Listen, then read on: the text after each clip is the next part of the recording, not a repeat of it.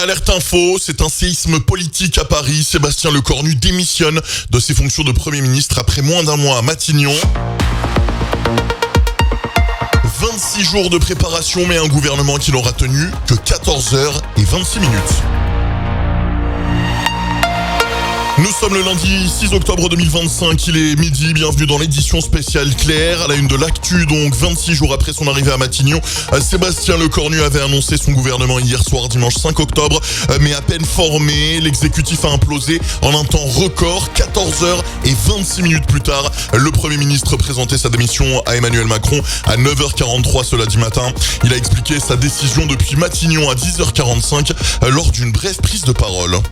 Bien, mesdames et messieurs, bonjour à toutes et à tous. Je suis heureux, par l'intermédiaire de la presse, de m'adresser une nouvelle fois aux Françaises et aux Français avec quelques mots spontanés au moment où j'ai remis la démission du gouvernement.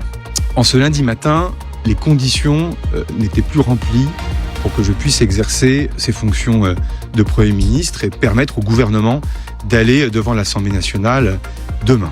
Selon le Parisien, il aurait lancé en off une phrase lourde de sens. C'est fini avec ce que vient de faire Retailleau. Je ne peux pas rester. Cette chute éclair fait suite à une nuit de tension. Bruno Retailleau, pourtant favorable à la participation de son parti républicain à l'exécutif, a dénoncé une composition qui ne reflète pas la rupture promise. L'UDI s'est retiré du socle commun et même Gabriel Attal, président de Renaissance, a parlé d'un spectacle affligeant.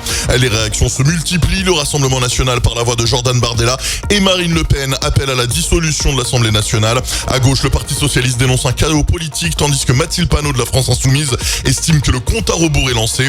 Jean-Luc Mélenchon réclame l'examen immédiat de la motion de destitution d'Emmanuel Macron, déposée il y a un mois. Même au sein du camp présidentiel, la lassitude domine. Agnès Pannier-Runacher, ministre démissionnaire, écrit sur X: « Je désespère de ce cirque, on ne peut pas gouverner en faisant l'économie de la gauche ». Dans ce climat d'instabilité totale, la plupart des partis politiques tiennent ou vont tenir dans la journée à des conseils politiques d'urgence pour décider de la marche à suivre. En à peine plus de 12 heures, Sébastien Lecornu devient donc le Premier ministre du gouvernement le plus éphémère de la Ve République, plongeant la majorité dans une crise politique sans précédent. Abonnez-vous, on vous tiendra bien évidemment au courant de la situation dans la journée et puis on fera également bien sûr un point complet sur l'actualité internationale en fin de journée.